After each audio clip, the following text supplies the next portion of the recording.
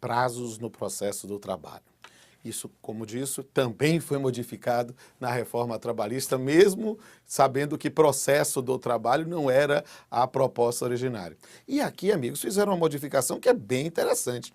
Por quê? Porque, como todos sabem, o Código de Processo Civil modificou a disciplina dos prazos e os prazos passaram a ser contados em dias úteis.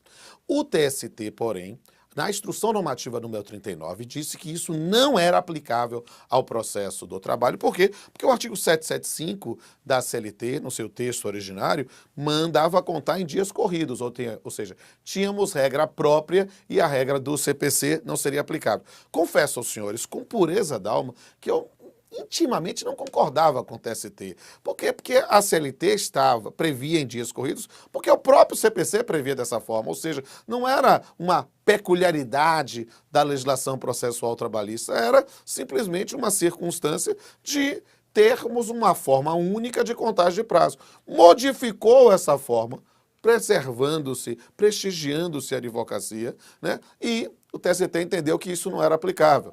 Vai se entender lá, é como se deixar de contar durante 1 ou 2, 3 dias fosse gerar uma maior ou menor celeridade ao processo. Mas tudo bem, respeita-se. E o fato é que, a partir da reforma trabalhista, vai se aplicar no processo do trabalho a mesma regra do CPC. Por quê? Porque o artigo 775 da CLT passou a ter a seguinte redação. Vamos lá?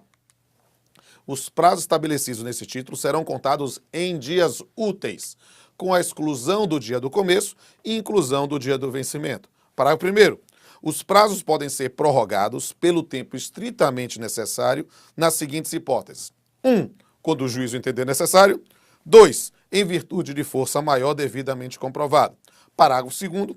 Ao juízo incumbe dilatar os prazos processuais e alterar a ordem de produção dos meios de prova, adequando-os às necessidades do conflito, de modo a conferir maior efetividade à tutela do direito. Essa é uma questão extremamente importante. Sabe por quê?